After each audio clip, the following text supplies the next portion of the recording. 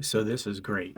UK and France have said that they will send troops as soon as a peace deal is signed into the country, which would be a huge um, obstacle to Putin if he decided to, go this route again anytime in the near future. So good on them. Good on them. It'll be interesting to see what Russia's response to that is because they have been vehement about not wanting any European troops in there. But as far as the security guarantee goes, this would be fantastic. So good on them for even bringing it up and discussing it. While that is happening, of course, you have Greenland going on and the threats from Trump and Miller and others about Greenland and the need to take it because of national security, right? Greenland is a member of NATO. It is a sovereign territory of Denmark. And so a NATO member attacking a NATO member. And if you think it hasn't happened before, it actually has. Turkey and Greece over Cyprus happened in the 70s. And nobody really stepped in. The U.S. stepped in to mediate, but nobody came in militarily to rescue anybody in that situation. So what are the machinations happening behind the scenes? Um, the European Union has come out, several countries have come out and said, hey, the future of Greenland is up to Greenland and Denmark alone. It's not up to anybody else. So we have the vocal support right there. But how far is the European Union willing to go to protect Greenland, especially with all the bullshit that we've been seeing with Venezuela and, Trump with the permission of the Senate of Republican senators um, going after Venezuela, right?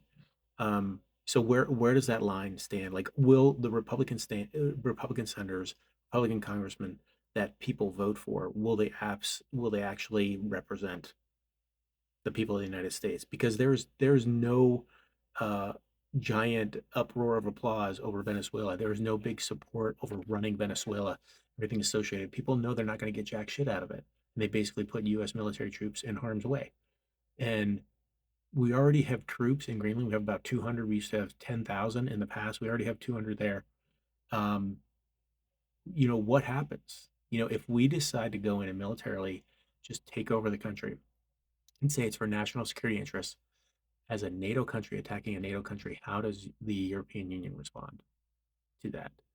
Trump, much to Putin's joy, has already fractured or tried to fracture that union several times over Ukraine, saying, oh, I'm not going to support, I'm going to support, I'm not going to do this, back and forth, and constantly saying, like, I'm going to make this big, beautiful deal. And that deal always seems to side with Putin. And, the 28-point wish list that Putin gave him that he then signed off on, right? So where does this go now? Everybody wants to get the U.S. on board with a peace deal in Ukraine for sure. Having UK and French troops in there would be absolutely fabulous, which would kind of soften the blow, if you will, for the deal, where Putin would have the territory he's basically taken, but U.S. troops or European troops would be in there to prevent any kind of overreach in the future. And yeah, Ukraine would still get a raw deal out of it, but they would also get a lot of support, and there would be military hubs inside the country, European military hubs inside the country, which would be great.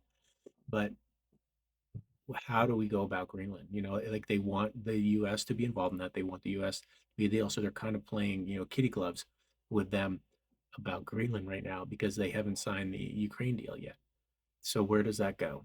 Where does that go in Greenland? Are they just kind of left out in the wind and everybody's just hoping that the U.S. doesn't, go about taking Greenland? I don't know.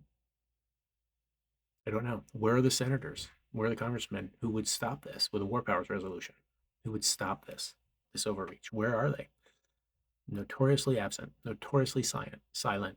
Congress is back in session. Senate's back in session. Where are they? I don't hear a bunch of Republicans saying no.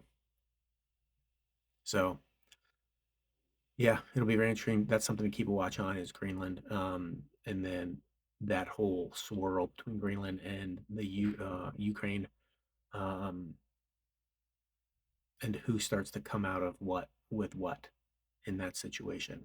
And hopefully Greenland comes out with its country, and does not get taken over by the United States of America with the permission of United States senators and United States congressmen, Republicans.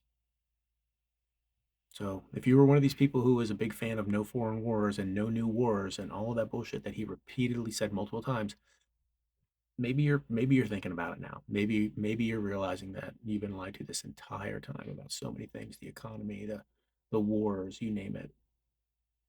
Maybe. Something to keep an eye on is Greenland, and do what you can. Contact your congressman, contact your senators. Protests. We're going to get back into protest season, big protest season now. Let's do it. I mean, there's got to be a stop. There's got to be an end to it. And if your elected, representatives aren't going to do it, then it's up to us. It just is. And we'll make it work. Okay, thanks.